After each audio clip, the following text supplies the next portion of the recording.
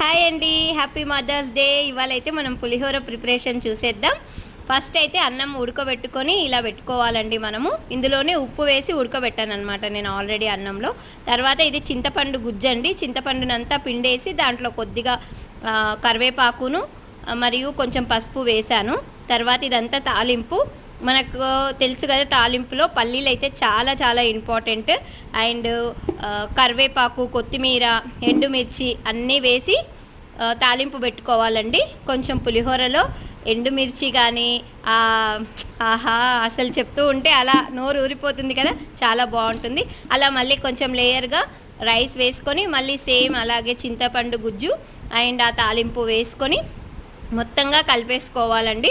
అలా చాలా ఎంత బాగుంటుందంటే మిగిలిపోయిన తాలింపు కూడా మళ్ళీ వేసేసుకొని అలా కలుపుకొని అలా తింటూ ఉంటే కొత్తిమీర జల్లి, ఆహా ఏమి రుచి.